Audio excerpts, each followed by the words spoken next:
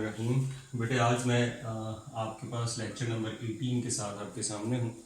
Organic chemistry chapter number 16 lecture number 18 हमारा जो sequence के साथ चल रहा है। हमने अब तक, मैं थोड़ा सा आपको लास्ट लेक्चर का थोड़ा सा बता दूं कि लेक्चर नंबर 17 में हमने रिएक्शन पढ़े हैं, अल्कीन्स के एडिशन रिएक्शन जो हमारी फेडरल की बुक में है। बिल्कुल वही रिएक्शन हमारी पंजाब की टेक्स्ट बुक में है, तो बिल्कुल सेम रिएक्शन। उन रिएक्शंस में आपको ब्रोमीन वाला जो रिएक्शन है, ब्रोमीन के साथ अल्कीन का, जिसे आप एज अ टेस्ट यूज़ करते हैं, वो बड़ा इंपॉर्टेंट टेस्ट है। फिर जो लास्ट में हाइपोहेलोस एसिड के साथ रिएक्शन है, वो भी अगर आप जो हाइपोब्रोमस एसिड है ना, ब्रोमीन प्लस वाटर के साथ आप रिएक्शन करवाएं तो बनता है। तो मतलब ये है कि वो भी आप रिएक्शन बड़ा इंपॉर्टेंट है, उसे ब्रोमीन वाटर टेस्ट कहते हैं।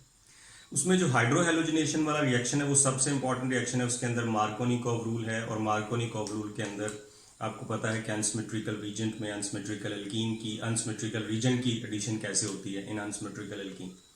इस रिएक्शन को जो मार्कोनिकोव वाला रिएक्शन है, और इस तरह के तमाम रिएक्शन जहां पे दो पॉसिबल साइट्स हों अटैक की, और एक साइट जो है वो प्रेफर कर ली जाए रिएक्शन के लिए, यानी जो रिएक्टेंट है, जो रीजेंट है, अनसिमेट्रिकल रीजेंट है, वो एक साइट के ऊपर ज्यादा रिएक्शन कर सके, इस तरह के रिएक्शन को कहते हैं रीजियो सेलेक्टिव रिएक्शन। लिहाजा जो अल्कीन वाला रिएक्शन, जो हाइड्रोहेलोजिनेशन वाला रिएक्शन है, इवन जो उसके बाद वाटर की एडिशन वाला रिएक्शन है, जो हाइपोहेलोस एसिड वाला रिएक्शन है, जहां पे भी मार्कोनिकोव रूल अप्लाई होता है, उस रिएक्शन को आप रीजियो सिलेक्टिव रिएक्शन कहते हैं, जहां पे टू पॉसिबल साइट्स हों और एक साइट जो है वो प्रेफर कर ली जाए रिएक्शन के लिए, एक साइट ज्यादा रिएक्टिव हो, आप कह सकते हैं। आज हमने बेटे ऑक्सीडेशन रिएक्शंस पढ़ने हैं और साथ में पॉलीमराइजेशन जो रहते हैं। हमारी बुक में ऑक्सीडेशन रिएक्शन फेडरल में 2 दिए हुए हैं, लेकिन इसके अलावा मैं कुछ ऐसी ऑक्सीडेशन आपको बताऊंगा जो पंजाब की टेक्स्ट बुक में थोड़ी सी है, लेकिन बिखरी बिखरी सी है। आप भी इसको कहीं ना कहीं पढ़ेंगे, किसी न किसी जगह पढ़ेंगे, लेकिन वो बिखरी बिखरी। तो अल्कीन्स की जो ऑक्सीडेशन है उसमें मैं बड़ी इंपॉर्टेंट चीजें आपके साथ आज शेयर करूंगा। तो इसकी एक ऑक्सीडेशन रिएक्शन जो है वो तो है इपॉक्सीडेशन। पहला जो है ऑक्सीडेशन रिएक्शन है, ये बुक में सीक्वेंस के लिहाज से ये लेक्चर नंबर 6 है। इसको इपॉक्सीडेशन भी कहते हैं, इसको एडिशन ऑफ ऑक्सीजन भी कहते हैं। Epoxidation and addition of oxygen, इसको 2 तरह से आप लिख सकते हैं। अगर आप पंजाब की टेक्स्ट बुक से पढ़ेंगे तो आपने ऑक्सीजन को ऐड किया 1/2O2, ऑक्सीजन ऐड हुई है, क्योंकि ऑक्सीजन 2 बॉन्ड बनाती है, ऑक्सीजन की वैलेंसी 2 होती है, लिहाजा -2 नहीं, -2 उसका चार्ज है, ऑक्सीडेशन स्टेट है, वैलेंसी जो है उसके साथ चार्ज नहीं होता, साइन नहीं होता, ठीक है, 2 वैलेंसी। तो ये 2 बॉन्ड बनाएगी ना, वैलेंसी तो यही होता है कि कंबाइनिंग कैपेसिटी ऑफ एलिमेंट, कितने बॉन्ड इसने बनाने। सो ये 2 बॉन्ड बनाएगा। अब कार्बन ने जब ये बॉन्ड टूटेगा तो इस कार्बन ने भी एक बनाना है, इसने भी एक, तो ऑक्सीजन दोनों के साथ अटैच हो जाती है। ये जो आपके ब्रिज टाइप कंपाउंड बनते हैं जिसमें दो कार्बन एक ऑक्सीजन से अटैच होते हैं, उन्हें कहते हैं इपॉक्साइड्स। और ये जो कंपाउंड है इसमें 2 कार्बन है, तो इपॉक्सी ईथेन ये इसका नाम है। अब they are also called cyclic ethers, क्योंकि जो आम ईथर का फंक्शनल ग्रुप है अगर आप उसको देखें तो उसके अंदर भी 2 कार्बन जो है वो एक ही ऑक्सीजन से अटैच होते हैं। बट नॉर्मल ईथर्स में 2 कार्बन ऑक्सीजन से अटैच होते हैं, वो आपस में अटैच नहीं होते। यहां पे जो 2 कार्बन ऑक्सीजन से अटैच हैं वो आपस में भी अटैच हैं, आपस में भी बॉन्डेड है। इनको आप कहते हैं इपॉक्साइड। आप इसको नीचे भी लिख सकते हैं। बहुत इंपॉर्टेंट कंपाउंड्स, बहुत यूजफुल प्रोडक्ट्स बनाते हैं इपॉक्सी रेजन्स लाइक कंपाउंड, ठीक है, बहुत जबरदस्त किस्म के पॉलीमर्स और बड़ी यूजफुल प्रोडक्ट्स भी इनसे बनती हैं। हम इंडस्ट्रियल केमिस्ट्री में थोड़ा सा इसको पढ़ेंगे। दूसरा जो फेडरल में रिएक्शन है वो ये है कि एपॉक्सीडेशन के लिए ये जो ऑक्सीजन आती है ये कहां से आती है। हम साइक्लिक ईथर्स प्रोडक्ट बनती है, हम ऑर्गेनिक पेरोक्साइड यूज करते हैं। ऑर्गेनिक पेरोक्साइड, देखिए अगर ये ऑक्सीजन ना होती तो ये क्या होता, एसिड होता, लेकिन इस ऑक्सीजन, एक ऑक्सीजन इसमें ज्यादा, याद रखिए C+O OH, कार्बन के बाद 3 ऑक्सीजन। यहां पे ये वाली जो ऑक्सीजन है ये -1 चार्ज के साथ है, लिहाजा इसको कहते हैं ऑर्गेनिक पेरोक्साइड, जिसमें एक ऑक्सीजन। जो ये जो ऑर्गेनिक पेरोक्साइड होता है ये थोड़ी सी इसका जो कैटलिस्ट है, जो रीजेंट है वो CH3OH है, थोड़ी सी भी लाइट पड़े या फोटोकेमिकल रिएक्शन होती है, बहुत जल्दी बेटे फ्री रेडिकल में चेंज हो जाता है, फ्री रेडिकल्स में। तो इसलिए हम ऑर्गेनिक पेरोक्साइड यूज करते हैं। इसमें से ऑक्सीजन बड़ी आसानी से निकलेगी और यहाँ पे रिएक्शन करेगी। एक ऑक्सीजन आप यहाँ पे कम कर दीजिए तो ये आपके पास प्रोडक्ट बन जाए। अब मैंने ये एसिड बच गया ना इसमें से, अगर ऑक्सीजन निकाला। अब मैंने सिंपल अल्कीन लिखा, कोई भी अल्कीन आप लिखें, propene, butene, isobutene, cyclic, open chain, जो भी अल्कीन लिखें, जहां पे डबल बॉन्ड है उन दोनों कार्बन के साथ आपने ऑक्सीजन लगा दें, नीचे लगाएं ऊपर लगाएं, तो ये आपकी प्रोडक्ट बन जाएगी एपॉक्साइड। इसे कहते हैं एपॉक्सीडेशन या addition of oxygen. Very important reaction the ozonolysis. Ozonolysis जो है एज अ टेस्ट होता है to detect the position of double bond, कि आपका जो डबल बॉन्ड है वो किस जगह पे लाई करता है। फर्स्ट कार्बन पे है, सेकंड पे है, 1 ब्यूटीन है, 2 ब्यूटीन है, 1 पेंटीन है, 2 पेंटीन है, तो आपके डबल बॉन्ड की पोजीशन को लोकेट करने के लिए यूज होता है। इसमें होगा क्या, जनरल रिएक्शन में ये होगा कि आपकी जो अल्कीन है वो ओजोन के साथ रिएक्शन करेगी। जिंक इसमें हम यूज करेंगे, एक कैटलिस्ट नहीं है, एक रीजेंट है जो यहाँ से ऑक्सीजन को H2O2 को रिड्यूस करता है, वो बाद में मैं आपको बताऊंगा। जिंक आप यूज करेंगे तो ओजोन के साथ इसका रिएक्शन होगा और आपकी जो फाइनल प्रोडक्ट है वो या एल्डिहाइड होगी या कीटोन होगी। ये जो आपके सामने बना ये फॉर्म एल्डिहाइड है, क्योंकि कौन सा एल्डिहाइड कीटोन बनेगा, ये दोनों साइड, अगर यहाँ पे दोनों हाइड्रोजन है तो दोनों साइड पे हाइड्रोजन रहेंगे। अगर यहाँ पे मिथाइल है, 2 मॉलिक्यूल क्यों बने, ये 2 मॉलिक्यूल क्यों बने, क्योंकि ये साइड वाला अलग एल्डिहाइड में चेंज होता है, ये वाला अलग। तो ये जो कार्बन के साथ यहाँ ग्रुप्स लगे हुए हैं, इन पे डिपेंड करता है कि आपकी प्रोडक्ट क्या बनेगी। ठीक है, अब अगर आप 1 ब्यूटीन लें तो उससे जो एल्डिहाइड्स और कीटोन्स बनेंगे वो डिफरेंट होंगे। अगर 2 ब्यूटीन के ओजोनोलाइसिस करें तो उससे जो एल्डिहाइड्स बनेंगे वो डिफरेंट होंगे। तो ये इसकी रीजन है डबल बॉन्ड को लोकेट करने की। ओजोन के साथ रिएक्शन होगा, प्रोडक्ट आपकी या तो एल्डिहाइड होगी या कीटोन होगी, और वो डिपेंड करेगा कि यहाँ पे, यानी ये जो दोनों साइड पे चीजें लगी हुई हैं, हाइड्रोजन हो, मिथाइल हो, जो भी हो, ये आपने कार्बन के साथ दोनों साइड पे लगा दें। 2 मॉलिक्यूल बनेगी, यहां से मॉलिक्यूल ब्रेक होगा, ये वाला अलग एल्डिहाइड कीटोन में चेंज होगा, ये वाला अलग। अब इस रिएक्शन का मैकेनिज्म बुक में दिया हुआ है जी। अल्कीन रिएक्शन हुआ ओजोन से, ओजोन में 3 ऑक्सीजन के एटम है, तो पहले स्टेप में ऑक्सीजन के एटम एक ही साइड पे तीनों ऐड हो गए, ओजोन के जो एटम। अब इसमें एक्चुअली होता बेटा ये है कि ओजोन जो है ना, अगर आप उसका फर्स्ट ईयर में स्ट्रक्चर याद करें तो इस तरह से ओजोन है, ये पॉजिटिव है, ये नेगेटिव है। ठीक है, तो एक ओजोन जो नेगेटिव ऑक्सीजन, जो पॉजिटिव ऑक्सीजन है, उसके ऊपर जब ये वाला रिएक्शन करता है, मतलब ये डबल बॉन्ड अल्कीन जब एक ओजोन के साथ रिएक्शन करेगा तो दूसरी जो नेगेटिव ओजोन है वो उसी इस साइड पे अटैक कर देगी। ये सारी सूरत हाल होगी। और इसमें बरल आपने सिंपल लिखना है कि ऑक्सीजन के तीनों एटम जो है वो एक ही साइड पे ऐड हो गए, ये चीज बन गई।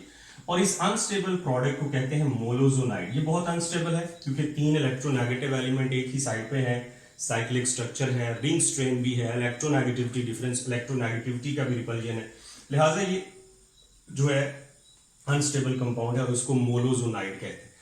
अगले स्टेप में ये मॉलिक्यूल ब्रेक होता है। ठीक है, यहां से ये मॉलिक्यूल ब्रेक होता है, यहां से कह लीजिए ये मॉलिक्यूल ब्रेक होके अपने आप को रिवर्स करता है, एक साइड इसकी रिवर्स होती है। मसलन अगर ये यहां से ब्रेक हो जाता है यहां से, और ये वाला हिस्सा रोटेट कर जाता है, तो उसमें फिर रीअरेंजमेंट होती है, और रीअरेंजमेंट में एक ऑक्सीजन एक साइड पे रह जाती है, 2 ऑक्सीजन एक साइड पे चले जाते हैं।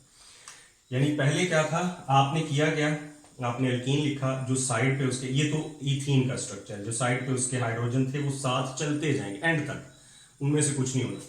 तो डबल बॉन्ड को आपने सिंगल किया, ओजोन ऐड हुआ, तीनों साइड पे ओजोन जो है 3 एटम इसके लगे, फिर इसकी रीअरेंजमेंट हुई। रीअरेंजमेंट में क्या करना है, एक ओजोन ऊपर लिख दें, ऑक्सीजन एटम ऊपर लिख देना है, 2 नीचे। अब ये जो रीअरेंजमेंट है, इसमें ऊपर जब ऑक्सीजन आप लिखेंगे तो कार्बन और कार्बन का आपस में बॉन्ड टूट जाएगा।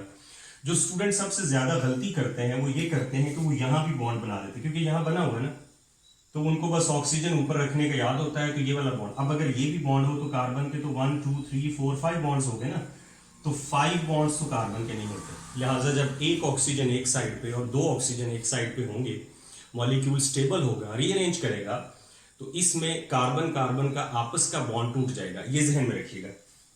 ये जो एक स्टेबल प्रोडक्ट बनी इसका नाम है ओजोनाइड।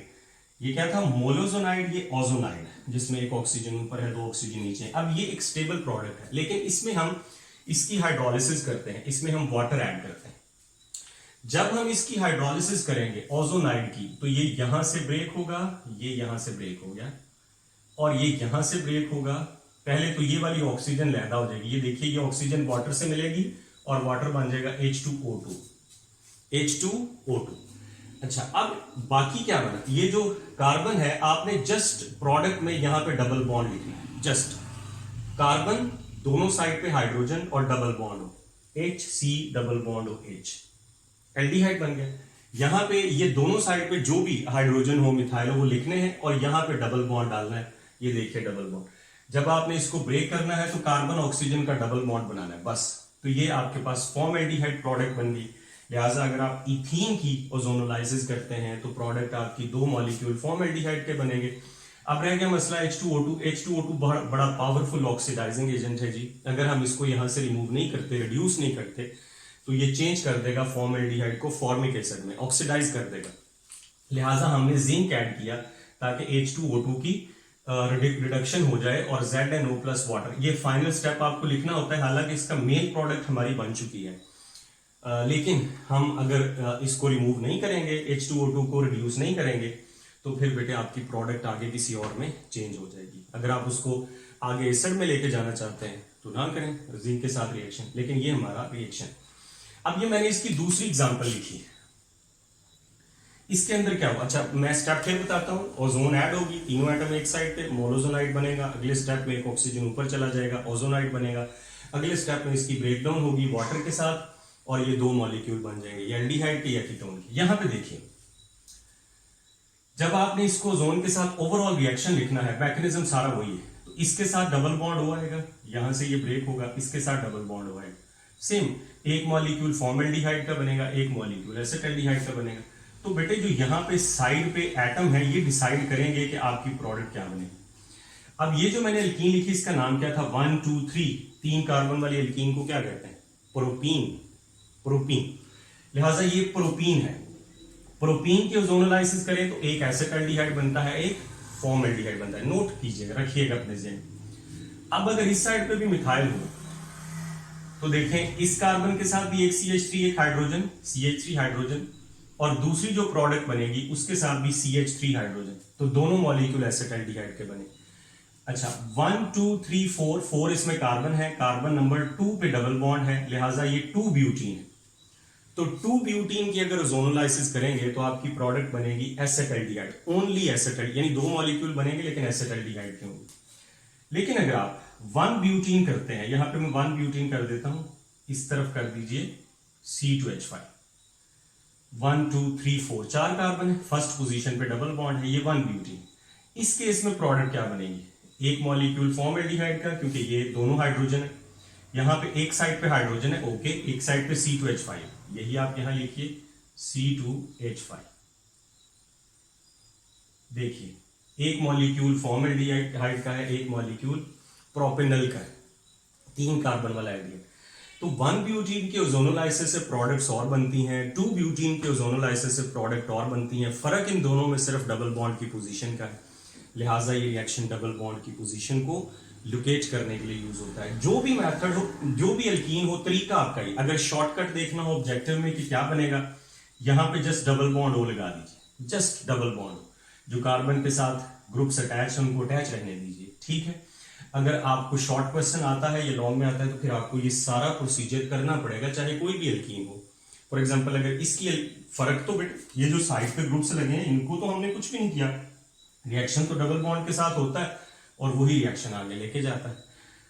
सबसे इंपॉर्टेंट, ऑक्सीडेशन का सबसे इंपॉर्टेंट रिएक्शन है ओजोनोलाइसिस। हमारी बुक में ये 2 रिएक्शन थे। एक और बड़ा इंपॉर्टेंट मैं बात आपको बताने लगा हूं जी, ऑक्सीडेशन विद KMnO4। ये यहां पे आप नहीं पढ़ रहे, यानी फेडरल की बुक में यहां पे ऑक्सीडेशन KMnO4 के साथ नहीं। KMnO4 एक ऑक्सीडाइजिंग एजेंट है। ऑक्सीडाइजिंग एजेंट वो ऐसी सब्सटेंसेस होती हैं जो खुद रिड्यूस होने की एबिलिटी रखती हैं और दूसरों को ऑक्सीडाइज करती हैं। इसमें आपने फर्स्ट ईयर में पढ़ा हुआ है oxidising agent, reducing agent. Manganese जो है इसकी ऑक्सीडेशन स्टेट +7 है, जो इसकी हाईएस्ट ऑक्सीडेशन स्टेट है। अब ये मैंगनीज +6 की तरफ भी जा सकता है, +4 भी कर लेगा, +2 भी कर सकता है। तो ये रिड्यूस हो सकता है। अब इसकी ऑक्सीडेशन स्टेट कम हो सकती है क्योंकि +7 तो हाईएस्ट। तो जब भी ये किसी के साथ रिएक्शन करेगा और अपनी ऑक्सीडेशन स्टेट कम करेगा तो खुद ये रिड्यूस होगा, दूसरों को ऑक्सीडाइज करेगा। बहुत अच्छा ऑक्सीडाइजिंग एजेंट है KMnO4। और भी हम साथ पढ़ेंगे K2Cr2 वगैरह।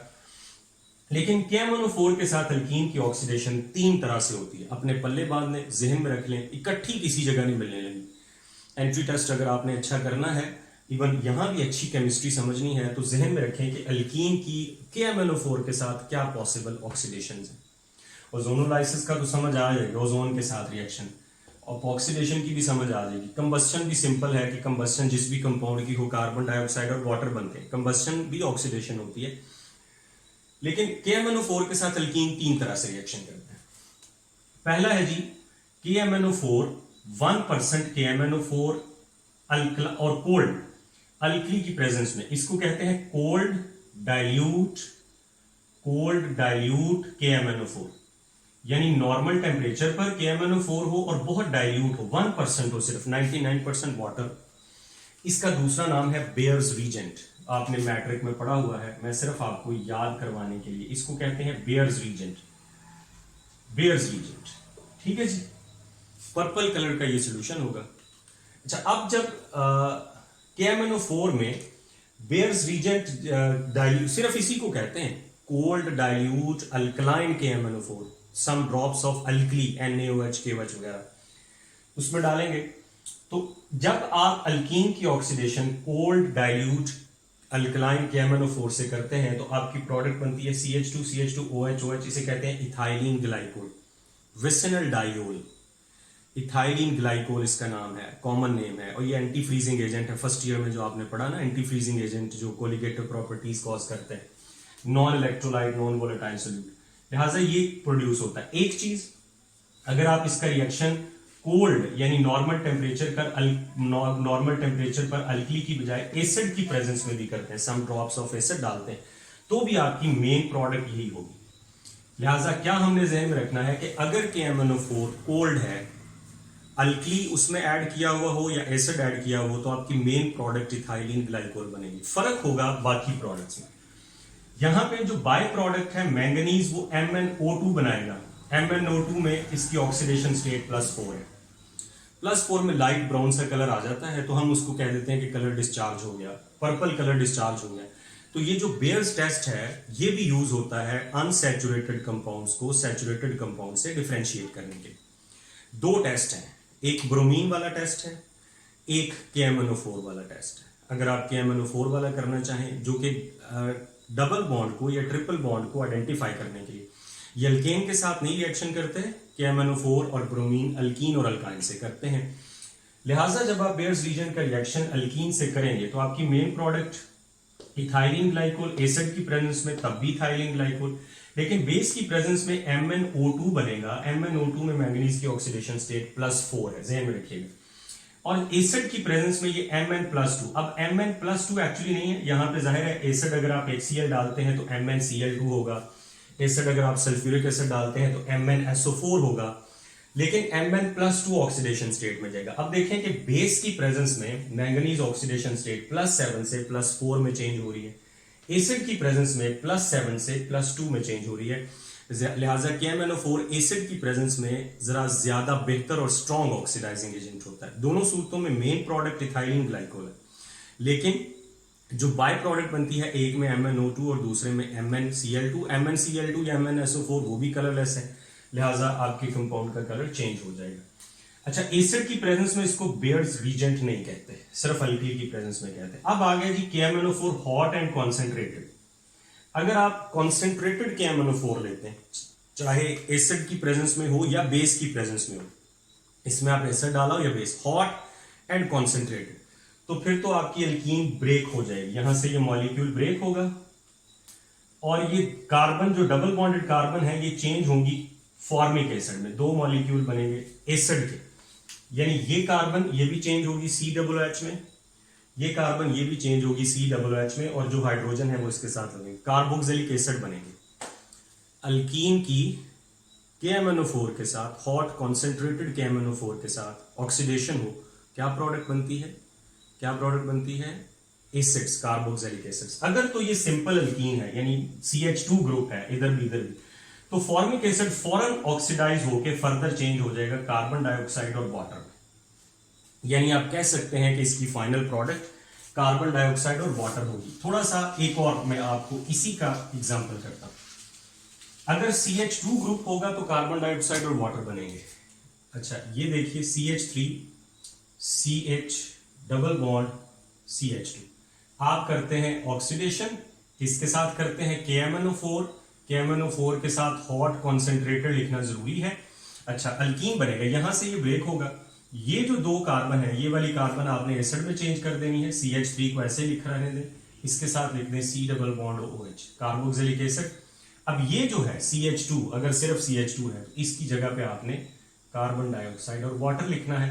हालांकि ये भी पहले फॉर्मिक एसिड बनेगा, बाद में कार्बन डाइऑक्साइड और वाटर बनेगा, लेकिन ये आपकी ऑक्सीडेशन है। अगर इस तरह से हो CH3 CH double bond CH CH3 और इसकी ऑक्सीडेशन आप KMnO4 हॉट कॉन्सेंट्रेटेड से कर रहे हैं, यहां से आप इसको ब्रेक कीजिए, इस कार्बन को COOH में चेंज कीजिए, इसको COOH में चेंज कीजिए, तो क्या बनेंगे, दो मॉलिक्यूल बनेंगे ना CH3 COOH। ये आप सीख गए।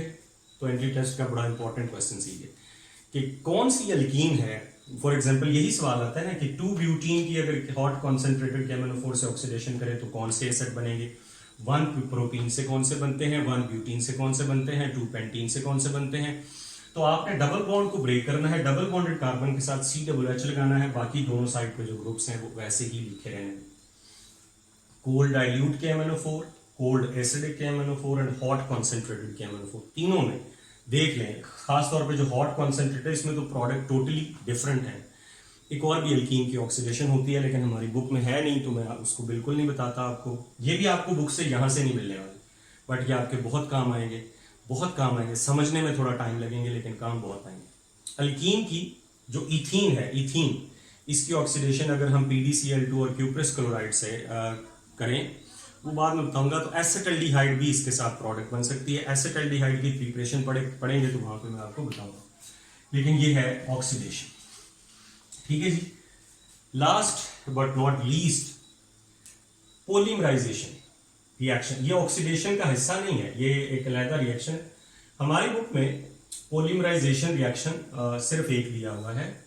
पोलीमराइजेशन रिएक्शन हमारी लाइफ में बहुत इंपॉर्टेंट है। आप अपने इर्द गिर्द देखें, आपके इर्द गिर्द सिंथेटिक फाइबर बनता है, आपके इर्द गिर्द बहुत तरह की प्लास्टिक बनती है, आपके इर्द गिर्द बहुत तरह का रबर बनती है। ये पॉलीमर्स ही तो हैं।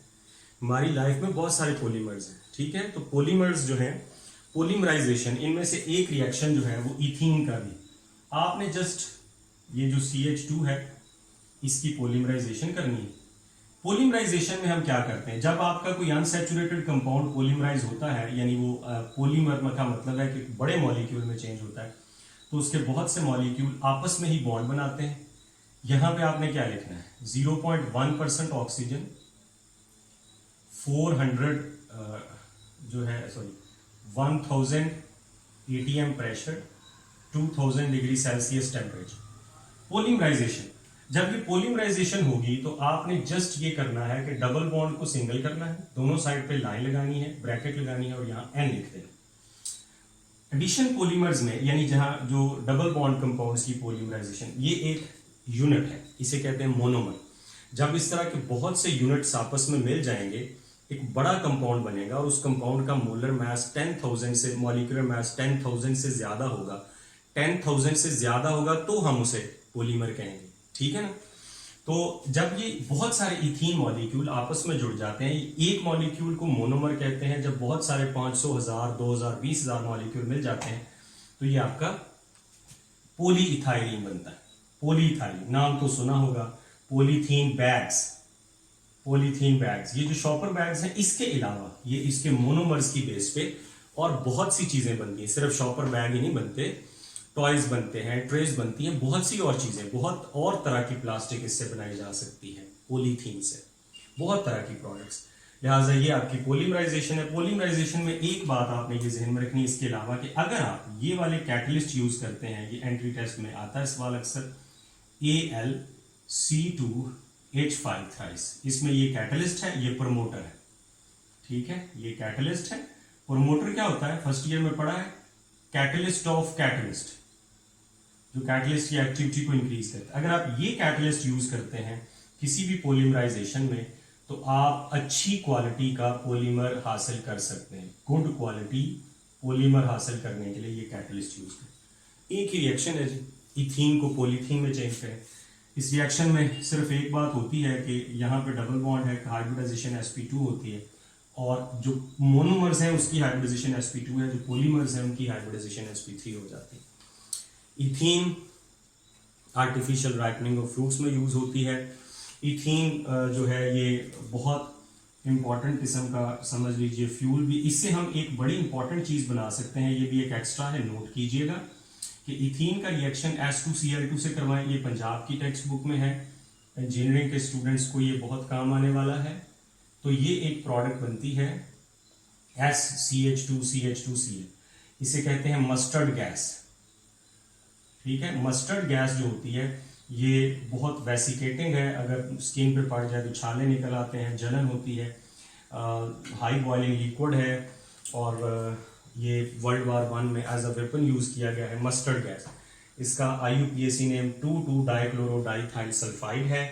इसका कॉमन नेम मस्टर्ड गैस है। ये इथीन के यूजेस में आता है, और बहुत सारे यूजेस की तरह इससे हम पॉलीमर बना सकते हैं, इससे हम विनाइल क्लोराइड बना सकते हैं, पॉलीविनाइल क्लोराइड बना सकते हैं, सो मेनी थिंग्स। इथीन के बहुत ज़्यादा यूजेस हैं, पेंट्स, डाइज, मेडिसिन, वार्निशेस, बहुत सारी चीज़ें बना सकते हैं। एक चीज़ इसमें से मस्टर्ड गैस भी। यूजेस हमारी बुक में नहीं है, इसलिए करने की ज़रूरत फिलहाल नहीं है। रिएक्शन बहरहाल मैंने आपको ऑक्सीडेशन के रिएक्शन बताए हैं। एडिशन ऑफ ऑक्सीजन यानी इपॉक्सीडेशन, ओजोनोलाइसिस सबसे important, oxidation with KMnO4, combustion का आपको पता ही है, कार्बन डाइऑक्साइड और वाटर बनते हैं, और एक आपको पॉलीमराइजेशन रिएक्शन बताया है। ये आपने केयरफुली करना है, नोट करना है, प्रैक्टिस करनी है, फिर डिस्कशन में हम मजीद इसको इम्प्रूव करेंगे। Thank you.